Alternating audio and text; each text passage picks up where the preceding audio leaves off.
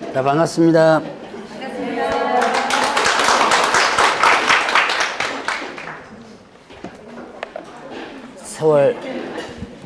세월 참 빠르죠? 벌써 4월 달이 갑니다. 왜 그냥 있으시죠? 왜 또 도망가세요?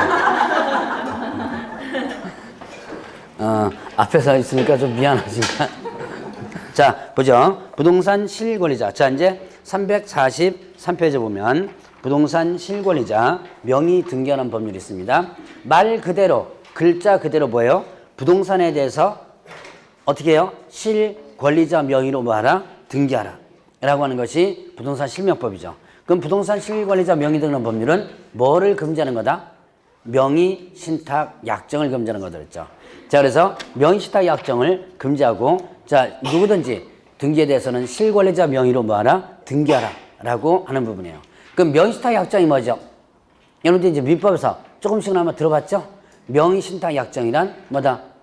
실권리는 본인이 보유하기로 하고, 그 다음에 등기는 어떻게 돼요?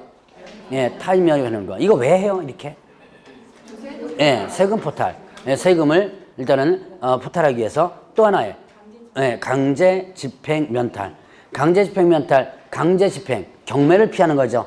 자, 이렇게 하기 위해서 명의신탁을 해놓는 거죠. 자, 그러면 이제 명의신탁. 명의신탁 하면 그 명의신탁 약정은 어떻게 된다?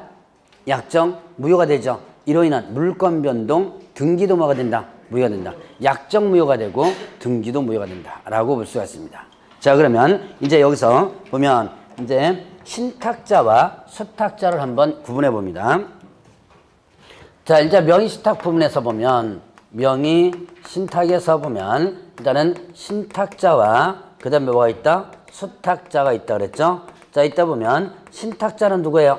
신탁자는 실권리자. 자, 실권리자가 신탁자고 수탁자는 뭐다? 이거는 등기부상 명의자를 수탁자라고 그랬죠.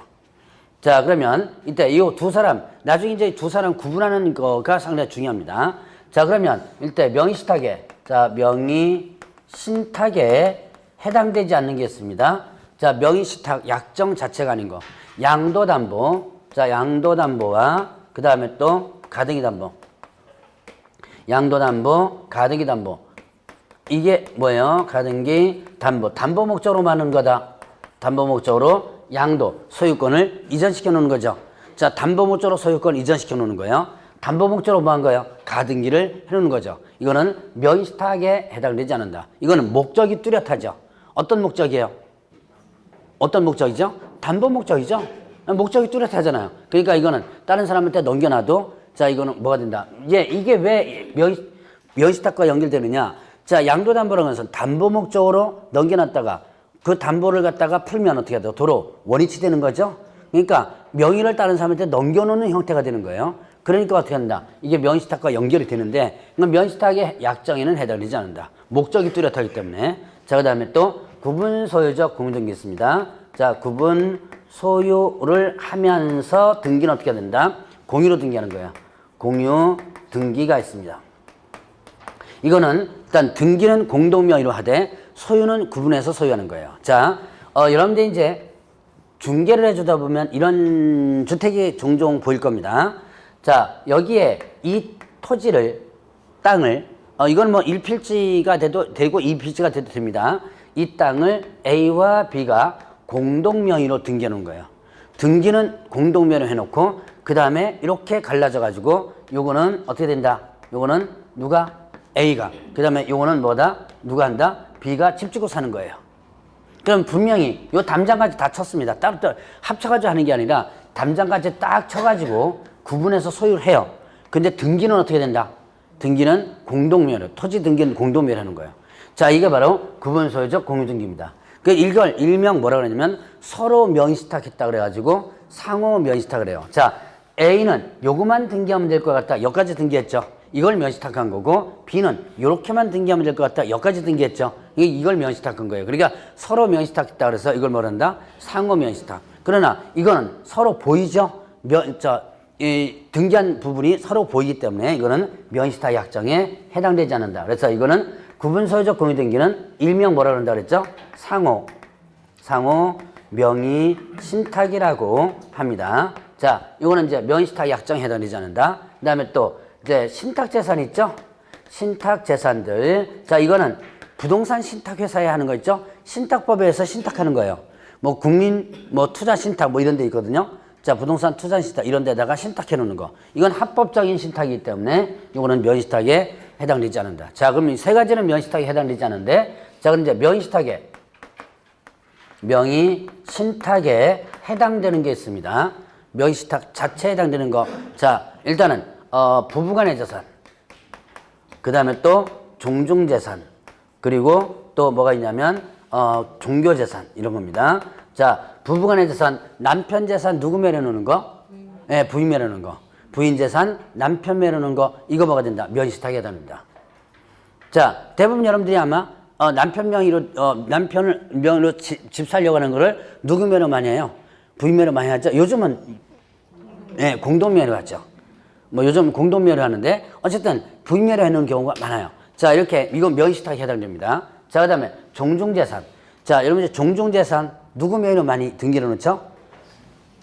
뭐 종중의 대표자 아니면 종손 명의로 등기를 놓죠. 자, 그랬다 나중에 이 종손이 만약에 죽어버리면 어떻게 돼요? 자기 자식들이 그거 다 상속 처리해버립니다. 그래가지고 나중에 집안끼리 싸움 나고 하는 경우가 많아요. 자, 일단 종중재산을 누구 명의로 놓는 거? 종손 명의로 놓는 거. 이건 명의신탁이에요. 자, 그 다음에 자, 종교재산.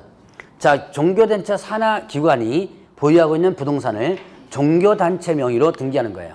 이게 뭐냐면 예를 들어서 자, 교회에서 별도로 운영하는 뭐가 있냐면 유치원이나 이런 거 있죠.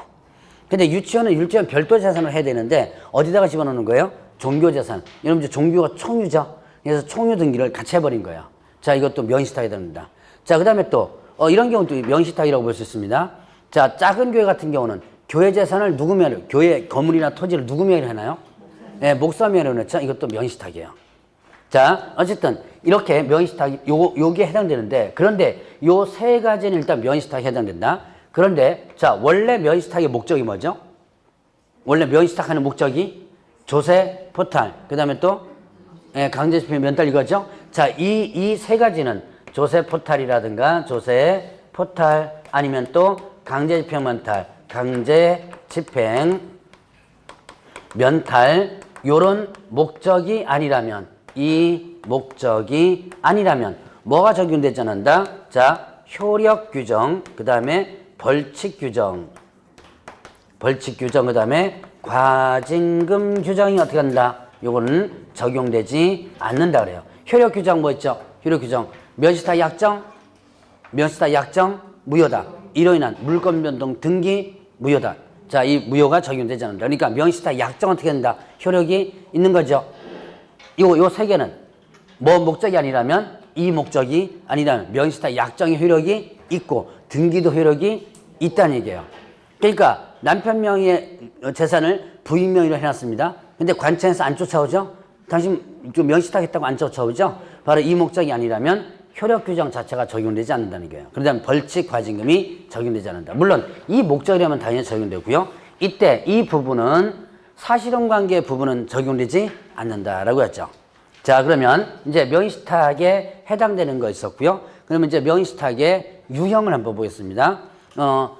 좀 더 깊고 상세한 것은 여러분들이 어디서 배우시라? 민법에서 배우셔야 돼요. 저는 개괄적인 내용만 전반적으로 설명을 하고 넘어갑니다. 자, 그러면 이제 명의신탁 유형 보죠. 일단 이자간 명의신탁 있었죠? 이자간 명의신탁 등기를 넘겨놓는다 그래서 뭐라 그런다? 등기 명의신탁이라고 표현한다 그랬죠. 자, 그러면 이때 A라는 사람과 그 다음에 누가 있다? B라는 사람이 있다. A가 부동산을 보유하고 있는데 세금이 많이 나와요. 세금 많이 나오죠. 자, 그 다음에 또 누군가가 뭐 하려고 그래요? 경매를 들어가려고 그러죠. 그래서 어떻게 한다? 이제 도망가야죠. 그래서 A와 B가 뭐 하고 나서 명의신탁 약정을 하고 나서 어떻게 돼요? 등기를 이렇게 일단 넘겨놓게 되죠. 자, 그러면 등기를 넘겨놓으려면 뭐가 있어야 돼요? 등기 원인이 있어야지만 되죠? 등기 원인을 주로 뭘로 많이 해놓죠? 예, 매매. 그러니까 주로 가장매매 형태로다가 많이 하게 되죠. 자, 그러면 이때 신탁자 누구죠? 예, 얘가 뭐가 된다? 실권리자. 실권리자가 누구? 신탁자고 등기부상 명의자가 수탁자가 되는 거죠. 자, 얘가 신탁자가 되는 거고 얘가 뭐가 된다? 수탁자가 되는 거죠. 자, 그러면 A, B 사이에서 명시탁 약정 어떻게 된다? 효력? 네, 무효다. 이로 인한 물권 변동, 등기 효력도 어떻게 된다? 무효다. 자, 물권 변동도 무효다 그랬죠. 자, 그럼 소유권은 다시 원위치 되죠. 그래서 누구한테 원위치 된다? A에게 그대로 귀속되는 거예요. 자, 그러면 이제 이때 안쪽에서 대내적이라고 합니다. 자기네들끼리 봤을 때는 실제 소유자 누구예요? A죠. 근데 자, 바깥쪽에서 봤을 때 이걸 대외적으로 그러죠. 바깥쪽에서 봤을 때는 실제 소유자가 누구예요? 예, B로 보이죠. 그러니까 얘가 나쁜 맘 먹으면 어떻게 돼요? 다른데 팔아버릴 수가 있겠죠. 그래서 C한테 팔아먹어버립니다. 자, 그러면 C가 뭐가 된다? 제3자가 된다. 이때 제3자에게 자, 선이 그 다음에 악이 불문하고 대항할 수 없다 그랬죠. 그럼 얘는 어떻게 돼요? 소유권 예, 취득하게 되는 거예요. 소유권을 얘는 일단은 취득한다. 자, 그러면 이때 소유권을 취득하지 못하는 예외가 있긴 있어요. 어떤 경우에? 적극 가담했을 때. 적극 가담했을 때는 소유권을 일단 무효가 된다 그랬죠. 자, 그러면 이때 대항할 수 없다는 뜻은 또 다른 표현을 한다면 신탁자가 제3자에게 약정무효 등기무효를 주장할 수 없다라는 부분이죠. 자, 그러면 이때 수탁자는 자, 이때는 무슨 죄가 성립된다? 무슨 죄가? 횡령죄가. 자, 여기는 횡령죄가 성립이 된다라고 했죠. 자, 제가 횡령죄를 1월 달에 강의할 때 한번 잠깐 설명을 드렸을 거예요. 횡령죄와 절도죄가 공통점은 남의 것을 갖고 오는 게 공통점이에요. 자, 차이점이에요. 절도죄하고 횡령죄 차이점. 일단, 예, 절도죄는 남이 가지고 있는 것을 내 걸로, 그 소위 말하는 뺏으면 이건 강도가 됩니다. 그러니까 남의 것을 훔쳐오는 거죠. 훔쳐오는 것을 절도죄라는데 횡령죄는 뭐라 했어요? 남의 건데 누가 갖고 있어요? 예, 본인이 갖고 있는 거죠. 남의 건데 본인이 갖고 있는 겁니다. 근데 그걸 내 걸로 만들면 뭐가 된다? 횡령죄가 된다 했죠. 자, 그래서 횡령죄에 대한 기본 개념을 여러분들 이해를 하셔야지만 됩니다. 여기서 이해하려면. 자, 그러니까 주로 횡령죄가 어디서 많이 나온다 그랬어요? 격리 직원들에서 많이 나온다 그랬죠. 자, 격리 직원들이 회사 돈을 내가 갖고 있죠. 내가 관리하고 있죠. 그런데 그걸 빼먹는 경우가 있죠. 자, 그래서 횡령죄가 거기서 많이 나온다. 그래서 자, 여기서 보면 자, 내가 맡겨뒀죠. 야, 좀 너 가지고 있어. 얘한테 맡겨뒀는데 얘가 팔아먹었다면 이게 횡령죄가 되는 거예요. 자, 그러면 이제 3자가 면시탁 보죠. 중간생략형 면시탁이 있습니다. 자, A하고 그 다음에 또 B가 있고요. 그 다음에 C가 있습니다. A는 매도자고요. 매도인, B는 뭐가 된다? 매수인이 됩니다. A와 B 사이에서 뭐가 체결되냐면 매매 계약이 체결돼요. 자, 이제 이 면시탁은 제가 매매로다가 많이 하지만 소유권 이전뿐만 아니라 물건을 갖다가 다른 사람 명의로 등기하는 것도, 그러니까 소유권뿐만 아니라 뭐까지도 면시탁과 관련되냐면 물건도 면시탁이 됩니다. 그러니까 물건을 다른 사람 명의로다가 등기한다면 그 다음에 거기엔 또 가등기까지도 포함된다 그래요. 가등기는 주로 뭐냐면 소유권 보전 가등기 있죠? 자, 이 보전 가등기를 얘기합니다. 자, 그러면 일단 주로 이제 제가 많이 매매를 갖고 얘기하니까 자, 매매 계약이 체결돼요. 자, 그러면 이제 얘가 사긴 사는데 얘 명의로 사면 명의로 등기하는 순간에 자, 원래 이제 이렇게 등기가 들어가야죠? 근데 등기하는 순간에 세금 많이 나와요. 등기하는 순간에 누군가가 뭐예요? 일단 경매가 들어오려고 합니다. 그러니까 사긴 사는데 내 명의로 사면 안 되겠죠? 그래서 B는 C한테 부탁을 하죠. 야, 내 거 좀 등기 좀 해줘. 라고 부탁해서 B와 C 사이에서 면시탁 약정을 맺고 나서 그 다음에 B는 다시 A에게 부탁하죠. 사긴 내가 사는데 등기는 다른 사람에게 해줘. 그러면서 부탁합니다. 그러면 A는 B의 부탁을 받고 등기를 누구한테 넘겨주는 거예요? 예, C에게 이렇게 넘겨주게 되죠. 그럼 이렇게 넘겨주면 이렇게 등기가 되게 됩니다. 이게 얘가 중간에서 뭐 한다? 생략되었다. 그래서 중간생략형 면시탁인 거예요. 자, 여러분들 중간생략 등기 들어보셨죠? 여기서 처음 공부하시는 분들이 중간생략 등기와 중간생략형 면시탁을 헷갈리는 분들이 있더라고요. 중간생략 등기는 소유권이 완전히 얘한테 넘어가는 거야. 자, 내 A와 AB 사이에서 계약 체결한 뒤에 그 다음에 어떻게 하는 거예요? 다시 B가 C한테 완전히 소유권 넘겨버리는 거예요. 그리고 등기는 A가 누구한테? C한테 하는 거죠. 근데 중간생략형 명의신탁은 뭐예요? 외형상으로 보면 뭐든 중간상 등기 같지만 소유권은 실질적 권리는 누가 가지고 있는 거예요? B가 그대로 가지고 있는 겁니다.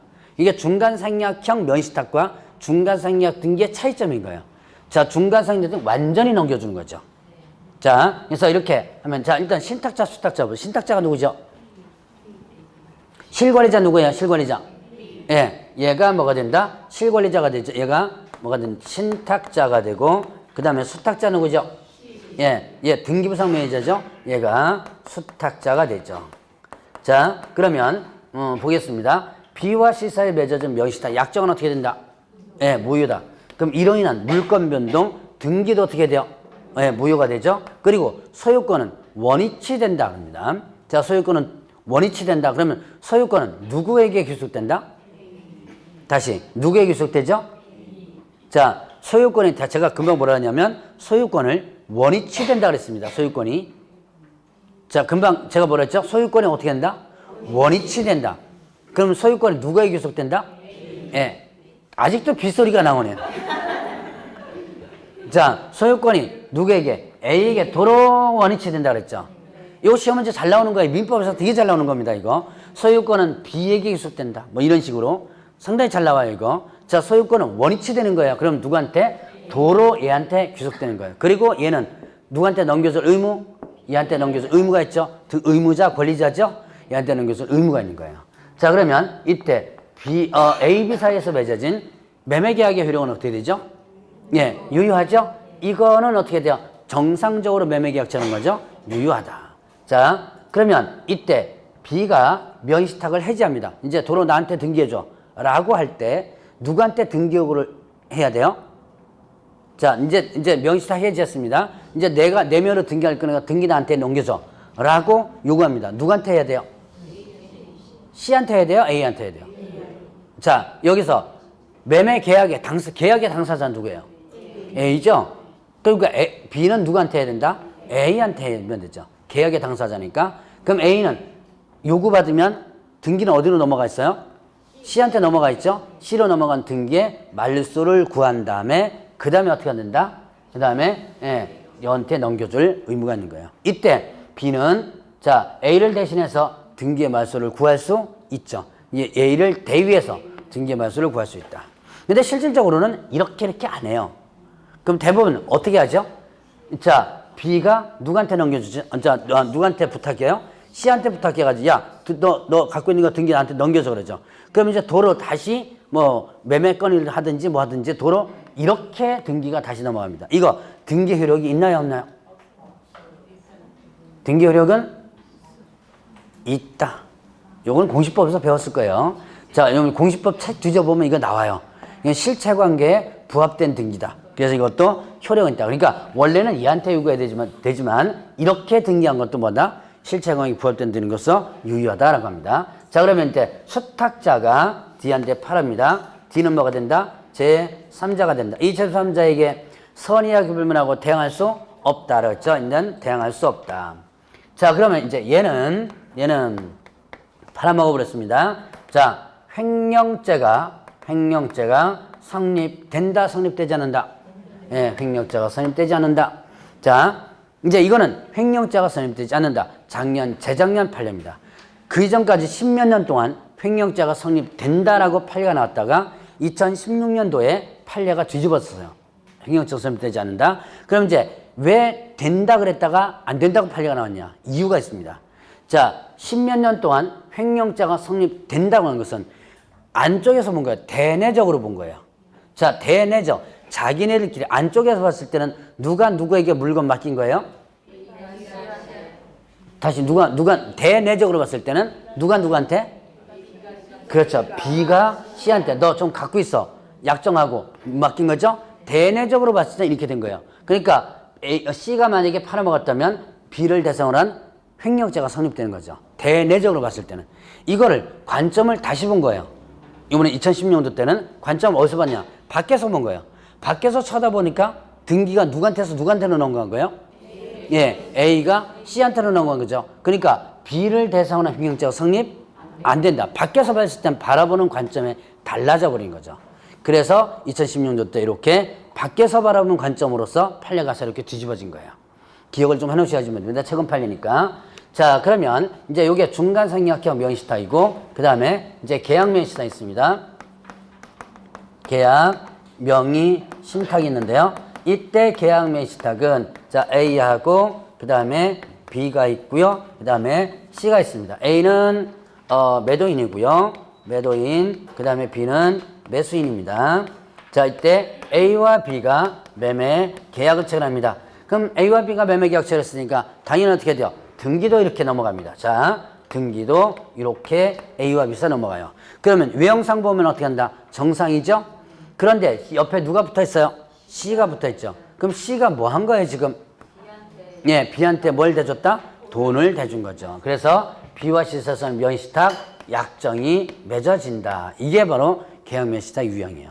그러니까 얘가 얘한테 돈을 대준 거죠. 자, 그러면 이때 이 유형은 옛날에는요, 주택에서 많이 나오는데 왜 주택에서 많이 나왔냐면 1가구 1주택일 경우에 청약 자체를 아예 못했던, 지금은 다 하지만 옛날에는 1가구 1주택 때 청약 자체를 못했었습니다. 주택을 청약 신청을 아예 못한 그런 부분에서 이제 나 아파트 하나 더 사야 되는데 청약을 하고 싶어요. 근데 나는 못하죠. 그러니까 할 수 있는 사람에게 돈을 대줘가지고 사게 만들어 놓고 보유하도록 만들어 놓은 거예요. 자, 근데 요즘은 이제 주택보다는 주로 어디서 많이 나온다 그랬죠? 농지에서 많이 나온다 그랬죠. 이거는 이제 계약 명의시탁은 요즘은 농지에서 많이 나와요. 왜 농지에서 많이 나오죠? 자, 농지는 뭐가 있어야 돼요? 예, 농지, 취득, 자격증명 있어야지만 되죠? 농취증을 발급받지 못한다면 취득 못하죠? 그러니까 어떻게 한다? 서울 사람들이 저쪽에 가서 농지를 갖다 취득하려고 하는데 농취증 발급 못 받아요. 그러니까 현지에서 농사 짓는 사람한테 돈 대줘가지고 너 일단 사놔라 이런 거죠. 이렇게 해서 지금 많이 있는 부분입니다. 자, 그러면 일단 보죠. 신탁자, 수탁자 찾아봐야죠. 신탁자 누구예요? 실권리자. 누구다? 자, 여기서 실권리자 찾는 거예요. 실권리자는 돈을 대준 사람이죠. 얘 누구? 얘죠, 얘. 얘가 뭐가 된다? 신탁자가 되는 거예요. 그럼 수탁자는요? 등기부상 명의자죠. 누구예요? 예, 얘가 뭐가 된다? 수탁자가 되는 거죠. 자, 그러면 B와 C 사이에서 명의시탁 약정 어떻게 된다? 약정 무효이다. 자, 그러면 이로 인한 물권 변동, 등기가 이제 어떻게 되냐? 등기는 자, 매도인이 선이냐 악이냐에 따라서 달라진다 그랬죠. 매도인이 선이라면 등기가 어떻게 되고요? 등기가 유효하고, 그 다음 매도인이 악이라면 등기가 어떻게 된다? 무효가 된다 그랬죠. 자, 그러면 이건 뭐냐? 자, 이 실명법에 있는 내용입니다. 명의수탁자가 일방 당사자 되고 타방 당사자. 이때 타방 당사자는 계약의 당사자입니다. 누구예요? A죠. A가 명의시탁 약정 사실을 모르는 경우, 즉 B와 C에 있어서 명의시탁 약정 사실을 모르는 경우에는 자, 그러하지 아니하다, 즉 등기가 유효하다는 얘기예요. 지금 이렇게 왜 등기를 유효로 만들어놨다? 이유. 누구를 보호하기 위해서? A를 보호하기 위해서. 모르면서 팔았는데 갑자기 등기 무효되고 돈 토해내야죠. 등기 무효가 되면. 그러면 얘가 손해가 나죠. 그래서 얘를 보호하기 위해서 이렇게 해놨습니다. 그런데 만약에 얘가 B와 C에 있어서 명의시탁 약정 사실을 알면서 팔았어요. 그럼 얘를 굳이 보호할 필요가 없죠. 그래서 악일 때 무효가 되는 거예요. 그러면 계약의 효력은 어떻게 될까요? 매매계약 효력. 계약 효력은 네, 선의일 때는 등기가 유효하죠. 그럼 계약의 효력도 유효하고요. 악일 때는 무효가 되는 거예요. 요게 따라서 달라집니다. 그럼 만약에 악일 때는 매매계약 자체도 무효가 되고 얘는 매수인의 지위에서 상실하게 됩니다. 자, 이런 관계가 나오는 거예요. 자, 그러면 이때 수탁자 B가 악의적으로 D한테 팔았습니다. D는 뭐가 된다? 제3자가 된다. 이 제3자에게 마찬가지로 대항할 수 없다. 그리고 얘는 횡령죄가 성립된다 안 된다? 예, 횡령죄가 성립되지 않는다. 왜 횡령죄가 성립되지 않는다? 이때는 대내적 대외적인 거를 따지는 게 아니라 뭐를 줬느냐를 따지는 거예요. 자, C가 B한테 뭘 줬죠? 돈을 준 거죠. 자, 물건을 맡긴 자체가 아니죠. 자, 돈을 준 거예요. 그러니까 돈을 줘놓고 너 돈 보관하고 있어 라고 했는데 먹었다면 이건 횡령죄예요. 근데 물건 사기한 거죠. 그렇기 때문에 이건 횡령죄의 주체가 되지 못한다. 그래서 이건 애초부터 계속 횡령죄가 아니다. 판례가 나오고 있습니다. 자, 대략 여기까지가 계약명의신탁이에요. 그러면 여러분들 이제 여기서 계약명의신탁과 중간상계형 명의신탁의 차이점을 구분하는 거. 자, 누가 누구에게 자금 제공 소리가 나오면 뭐다? 예. 자금 제공 소리 나오면 계약명의신탁이에요. 그 다음에 또 하나 방법이 있습니다. 자, 수탁자의 관계인데요. 자, 여기 보니까 중간상략형은 매수인이 누구예요? 신탁자죠. 이제 매수인과 수탁자, 신탁자의 관계입니다. 매수인이 신탁자예요. 중간상략형은 여기에서 매수인은 누구죠? 수탁자죠. 자, 그래서 이렇게 문제 나옵니다. 매수인이 수탁자인 관계에서 이렇게 되면 어떻게 돼요? 매수인이 수탁자인 관계에서 그러면 예, 계약명의신탁이 되는 거죠. 그러니까 이걸 구분하면 문제 풀 때 아마 도움이 좀 많이 될 겁니다. 자, 여기까지 하면 이제 명의신탁 유형 부분을 받고 여러분들 거기 348페이지에 보면 위반시 벌칙 부분 한번 보죠. 자, 벌칙. 자, 5년 이하 징역 또는 2억 원의 벌금. 348페이지. 자, 5년 2억 뭐예요? 신탁자. 신탁자만 일단 기억해 놓으세요. 신탁자만 기억해 놓고요. 자, 그 다음에 또 3년 이하 징역 또는 1억 원의 벌금 뭐다? 수탁자. 이렇게 되죠. 자, 그 다음에 또 과징금 부과 대상. 자, 과징금 부과되거든요. 과징금 부과 대상에서 보면 일단은 명의신탁자가 과징금 부과 대상입니다. 양도담보 이거는 나중에 기회 쓸 때 한번 설명드리고요. 자, 거기에 하나를 일단 써놓으세요. 수탁자, 명의수탁자 X 이렇게 한번 써놓으시기 바랍니다. 명의수탁자 X.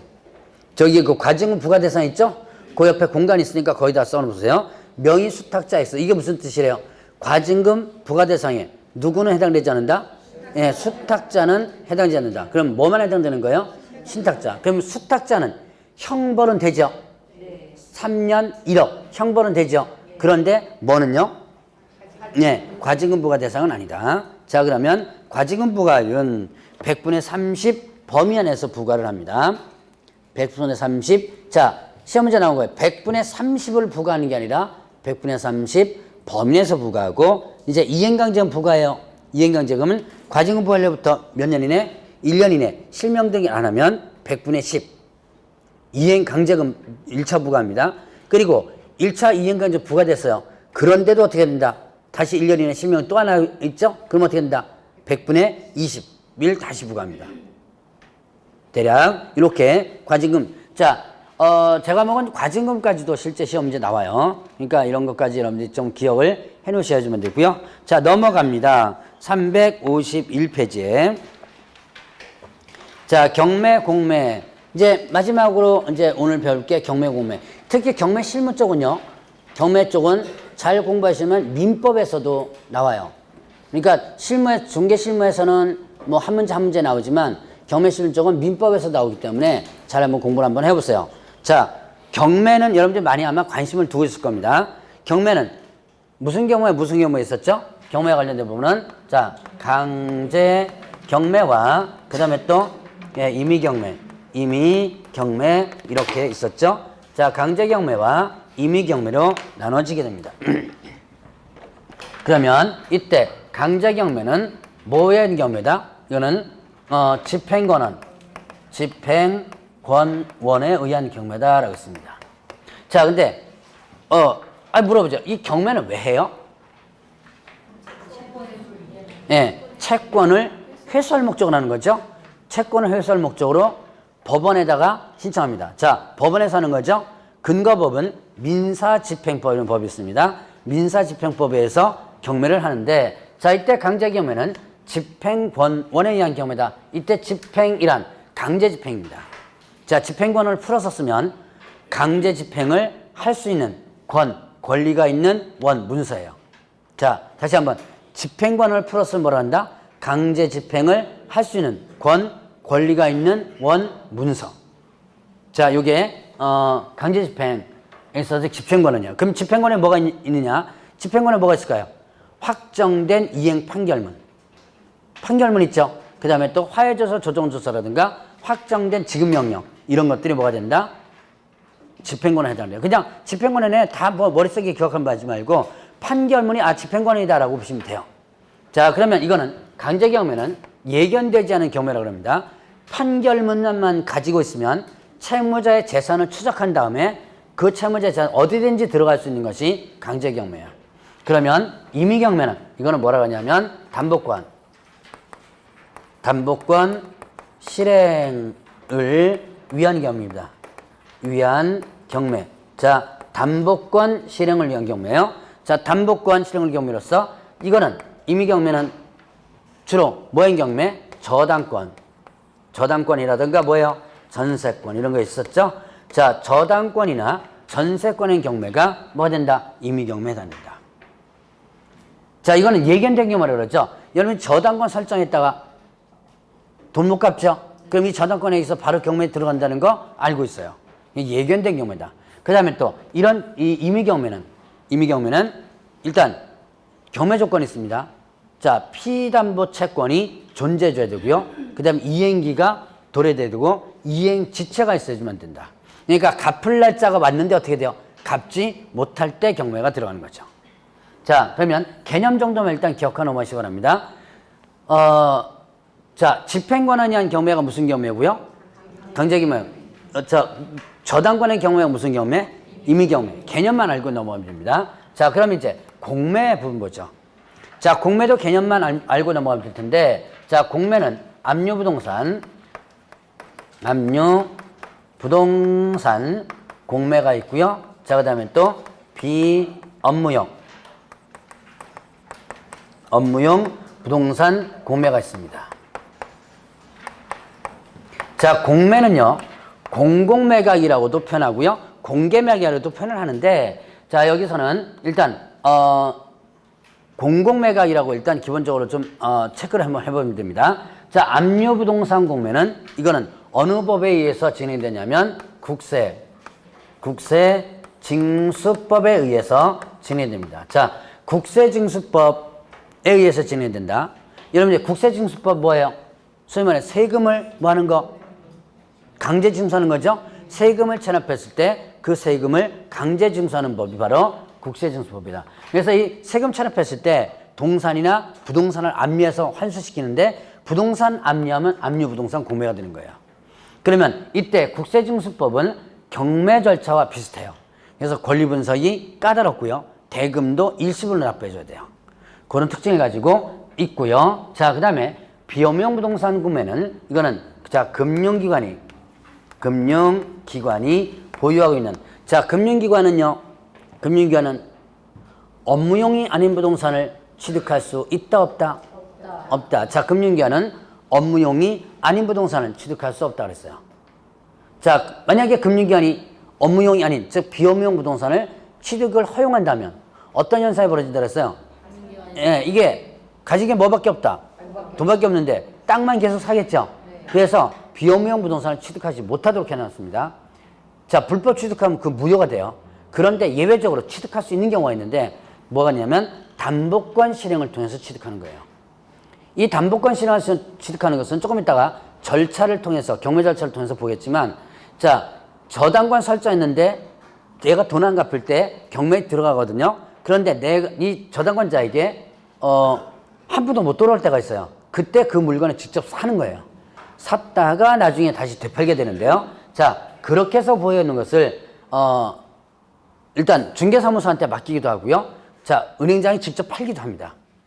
가능하면 비싸게 팔아야지만 채권의 수가 많이 되기 때문에, 자, 그래도 안 팔리는 것을 어디다 맡기냐면 자산관리공사에 맡겨요. 그래서 하는 것이 이 비업무용 부동산 공매입니다. 자, 그럼 비업무용 부동산 공매와 관련된 부분에서는 이거는 자, 1차적으로 경매 절차를 거쳐서 넘어와요. 그래서 권리 분석이 쉽고요. 그 다음에 또 대금을 분할 납부할 수 있는 특징이 있어요. 자, 이런 특징. 제가 간단한 특징만 일단 보고 넘어갑니다. 근데 이 공매 부분은 시험 문제 지금은 거의 안 나온다 그랬어요. 왜 그렇다 그랬죠? 이 공매는 지금 둘 다 자산관리공사에서 위탁 매각을 하고는 있긴 있는데, 자, 인터넷으로 한다 그랬죠? 그래서 이거는 직접 뭐 하지 않고요. 매각 장소 가지 않고 인터넷으로 다 합니다. 온비드라는 시스템에서 인터넷으로 대금도 인터넷 납부합니다. 그래서 이걸 갖다가 뭐한다. 인터넷 하기 때문에 시험 문제로 그렇게 나오지는 않는다. 그러나 알고는 넘어가시라. 개념만 알고 일단 넘어가면 돼요. 자, 그러면 이제 경매와 공매 부분을 한번 간단하게 봤고, 자, 이제 뒤로 넘어가면 뭘 보냐면 경매 절차를 보죠. 자, 여러분들 오늘 프린트물 가지고 있죠? 그 프린트물에 보면 경매 절차가 순서적으로 나오죠? 그거를 여러분들 일단 보세요. 보시면서 교재 같이 보세요.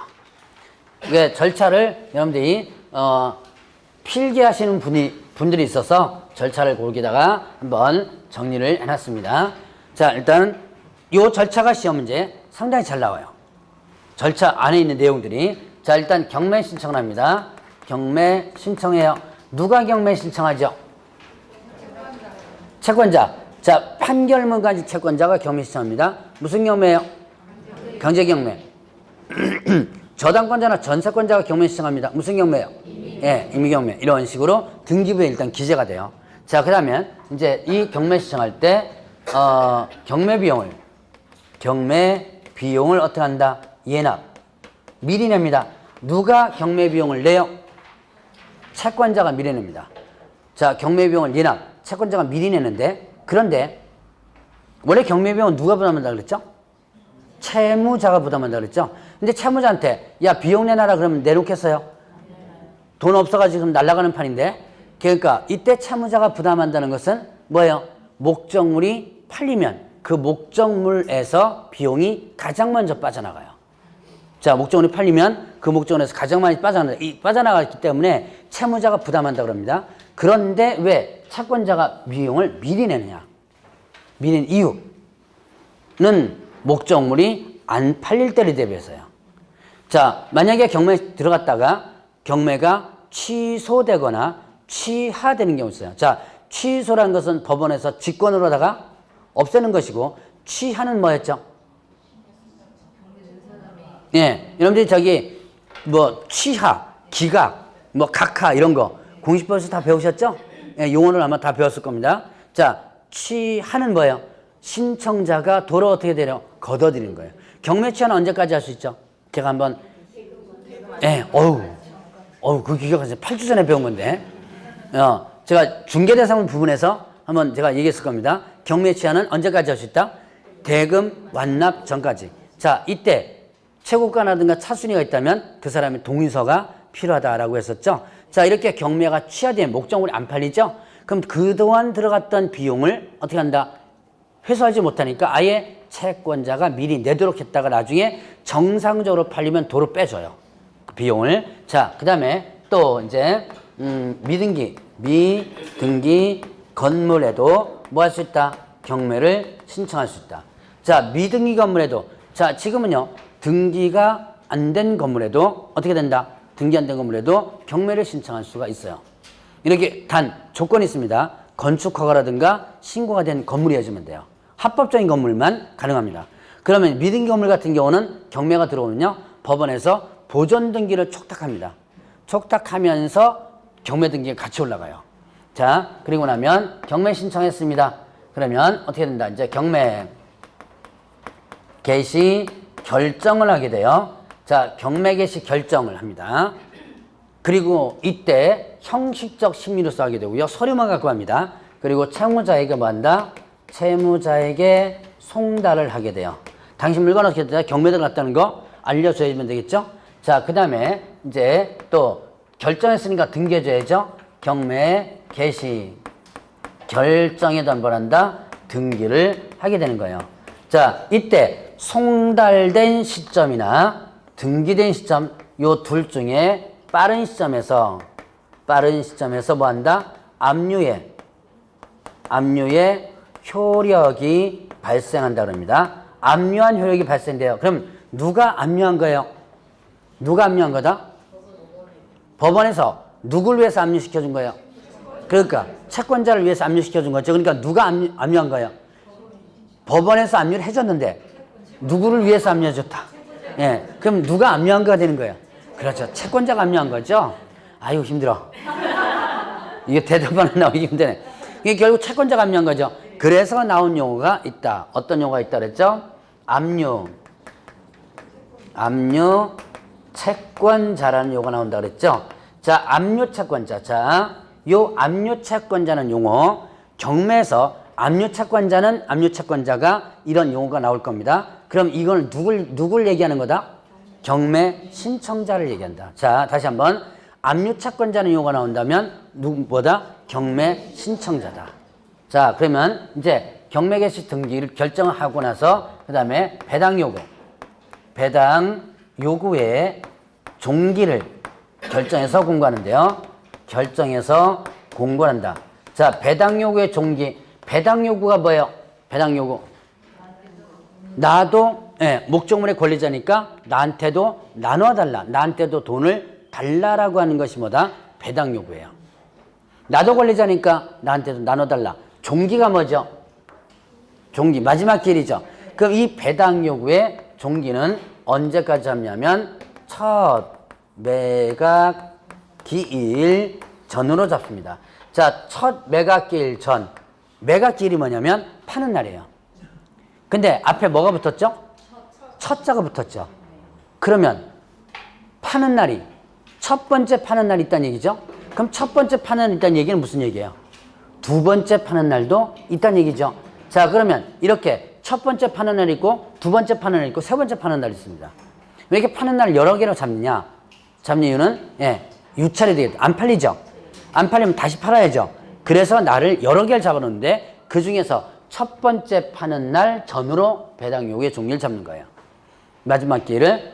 그러면 이때 첫 번째 파는 날 전으로 배당 요구 종기를 잡는데 첫 매각 기일 전 며칠 전 날짜가 없어요. 규정사에 보면. 그러니까 자, 이때 여러분들이 배당 요구를 언제까지 해야 되느냐라고 물어봤을 때 대답을 어떻게 해야 되냐? 대답을 첫 매각일 전하면 날짜가 마땅하게 없다고 그랬죠? 그러니까 어떻게 해야 된다? 배당 요구의 종기일까지 한다. 이렇게 대답하면 돼요. 간단하죠? 자, 다시 한번. 여러분들 배당 요구는 언제까지 하면 돼요? 배당 요구의 종기일까지 하면 된다.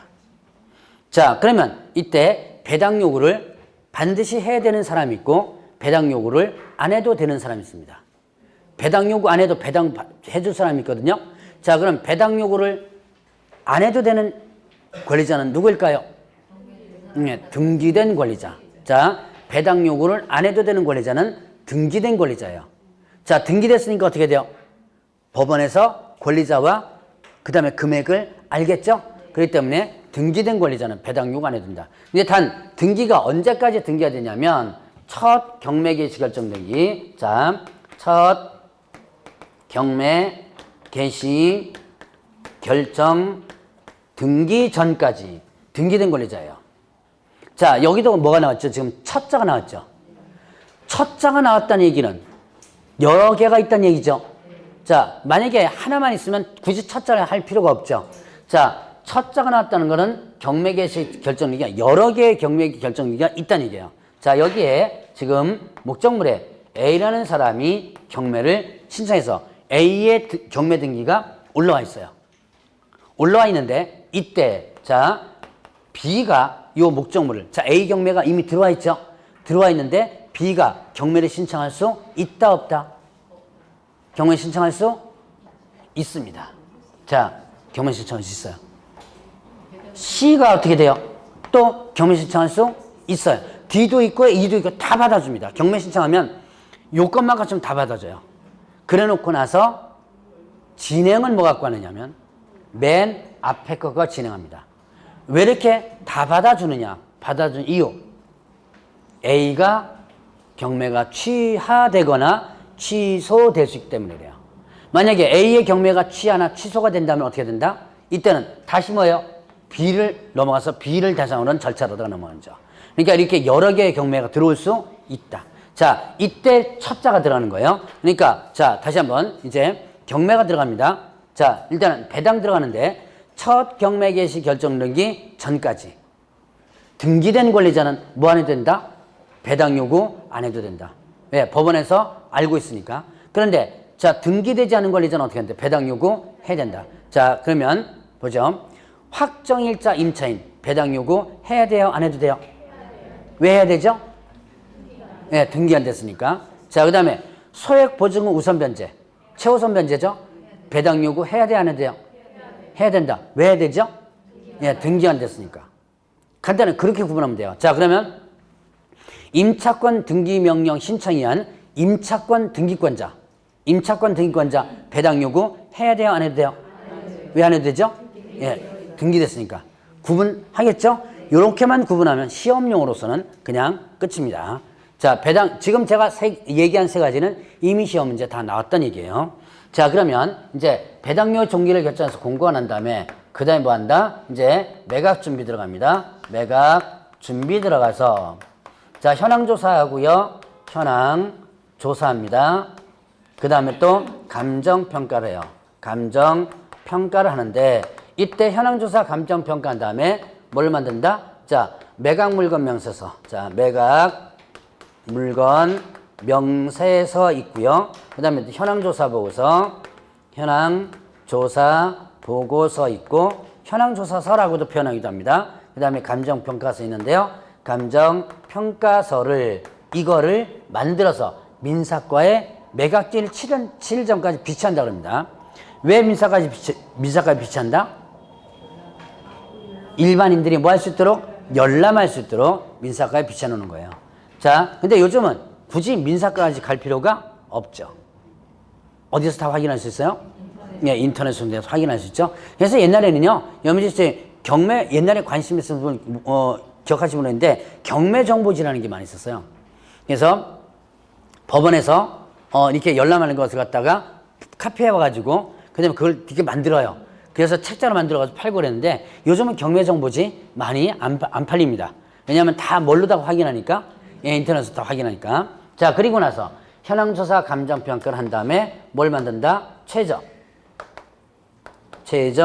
매각 가격을 만듭니다. 자, 최저 매각 가격을 만든 뒤에, 자, 이제, 이거는 주로 이제, 감정평가 가격 갖고 하게 되는데, 여기서 이제 중요한 하나의, 내용이 하나 나와요. 뭐, 시험 문제 안 나와도 좋으니까 여러분들 알아놓고 넘어가세요. 혹시나 경매를 신청할, 상황이 생긴다면, 이거 꼭 알아놓고 넘어가야 돼요. 여러분들 살다 보면, 경매를 내가 돈을 못 받아가지고 경매를 어떻게 돼요? 예, 경매를 신청해야 될 상황이 생기죠? 그때 조심해야 될 부분입니다. 최저 매각 가격을 가지고 압류 채권자에게 돌아갈 돈이 있는지 없는지를 판단합니다. 가상배당을 해보는 거예요.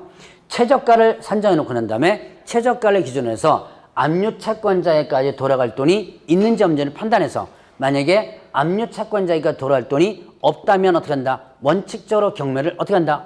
취소한다. 왜 경매를 취소시켜요? 경매에 대한 의미가 뭐예요? 경매에 대한 의미가 실질적으로 채권자에게 채권을 회수할 목적이죠. 그런데 강제 법원의 힘을 빌어서도 채권을 회수하지 못한다면 굳이 경매라는 절차를 거칠 필요가 없죠. 그래서 경매를 취소시키는 거예요. 자, 만약에 여러분들이 저 사람한테 돈 받을 게 있는데 돈 안 준다. 경매를 신청했어요. 근데 나한테 돌아올 돈이 하나도 없다. 라고 한다면 경매가 취소돼요. 뭐가 날라가요? 채권이 그대로 도망가지 않습니다. 나중에 다시 받을 수 있어요. 근데 뭐가 날라가죠? 비용이 날라가죠. 그래서 졸지에 돈도 못 받고 비용만 날리는 그런 현상이 벌어지게 됩니다. 그렇기 때문에 이걸 좀 잘 보셔야 돼요. 자, 그러면 이제 압류 채권자의 돌아올 돈이 없을 때 원칙적으로 경매를 취소시키지만, 자, 예외 압류 채권자에게 당신한테 돌아갈 돈이 없다라고 통지를 하고요. 통지받은 날로부터 7일 이내에 압류 채권자가 남을 만한 가격을 정하여 그 가격에 팔리지 않는다면 내가 직접 사겠다라는 약속을 하고 보증금을 제공한다면 경매가 진행돼요. 예를 들어서 최저가가 100만 원입니다. 자, 이 최저가 100만 원 가지고 얘한테 가상배당을 보니까 남을 돈이 없어요. 이제 통지하죠. 이때 압류채권자가 얘기합니다. 그러면 100만 원 갖고는 내가 배당 못 받지만 만약에 120만 원에 팔린다면, 이렇게 팔릴 수 있죠? 120만 원에 팔린다면 내가 뭐 한다? 요거 사이를 가지고 배당받아 나올 수 있다. 이 가격을 정해놓은 거예요. 그리고 또 하나 약속합니다. 만약에 120만 원대로 팔리지 않는다면 내가 직접 이 120만 원에 사겠다라는 약속을 하는 거예요. 사겠다는 약속을 하고 보증금을 제공합니다. 이 차익을 보증금으로 제공해요. 그리고 이제 진행합니다. 그런데 120 넘게 팔렸다면 다행히 얘는 배당받아 나오면 되죠.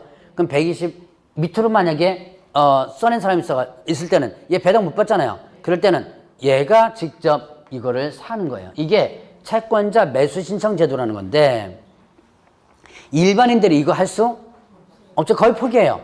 네가 사라 그러면 못 사죠. 주로 누가 많이 산다? 네, 은행, 금융기관에서. 금융기관에서 이렇게 사가지고 이걸 조금 더 비싸게 팔므로써 채권 손실을 1억의 채권 손실을 여기서 5천만 원 세이브시킬 수도 있죠. 채권 손실을 최소화하기 위해서 이렇게 사놓는 이 부동산을 아까 배웠습니다. 뭐라 그래요? 예, 맞아요. 비호명 부동산이에요. 비호명 부동산이 형성되는 과정이 이 과정입니다. 그러니까 경매 절차를 거쳐서 넘어갔다 그랬죠? 그러니까 어떻게 한다? 권리 분석이 쉽다는 얘기가 여기서 나오는 거예요.